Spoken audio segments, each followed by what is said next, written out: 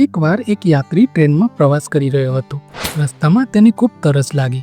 જેવી ટ્રેન થોભી કે તરત જ તે નીચે ઉતર્યો અને પાણીની શોધ કરવા માંડી. પણ આ શું, તેને પાણી મળે તે પહેલાં તો ટ્રેન ચાલવા માંડી. તે પણ ટ્રેનની પાછળ દોડવા માંડ્યો, પણ ટ્રેન તો એવી ભાગી રહી હતી જેવી રીતે રેસ લગાવવા ઘોડો ભાગી રહ્યો હોય.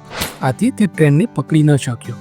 મોડી રાત થવા માંડી. તેને ઊંઘ પણ આવી. ટ્રેનના વિશે તપાસ કરી તો ખબર પડી કે ટ્રેન એક દિવસ પછી આવશે. તે ધર્મશાળામાં રહેવા માટે જગ્યા શોધવા માંડ્યો, પણ તેને એક પણ રૂમ મળ્યો નહીં. ત્યાં જ તેણે એક ઝૂંપડી જેવું ઘર જોયું અને ત્યાં જઈને ઝૂંપડીના માલિકને એક દિવસ માટે રોકાવા બાબત પૂછ્યું તો તે તરત જ માની ગયો, પણ બદલામાં કશું પણ આપવાની ના પાડી દીધી. રાતે લગભગ 7:30 વાગી રહ્યા હશે, ત્યાં તો કોઈએ દરવાજો ખખડાવ્યો. માલિકને મળવા કોઈ આવ્યું હતું. તેના પહેરવેશને જોઈને લાગતું હતું કે તે ખૂબ શ્રીમંત હશે. તે માલિકને પોતાની પાસેથી લીધેલું ઘર ચૂકવવા કહી રહ્યો હતો. રાત્રિને ખબર પડી ગઈ કે માલિકને પૈસાની જરૂર છે. તેને લાગ્યું કે મારે તેની મદદ કરવી જોઈએ.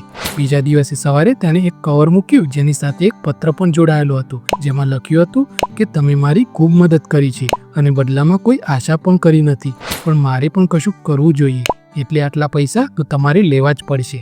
આમ યાત્રી જતા જતા મદદ કરતો ગયો. તો મિત્રો, આ વાર્તા પરથી એ શિખામણ મળે છે કે જો આપણે કોઈની મદદ કરીએ તો બદલામાં આપણને પણ મદદ મળે જ છે. તો મિત્રો, વાર્તા સારી લાગે તો લાઈક કરજો, ચેનલને સબસ્ક્રાઈબ કરજો. મળીશું બીજા વિડીયોમાં. જય હિન્દ, જય ભારત, જય જય ગરવી ગુજરાત.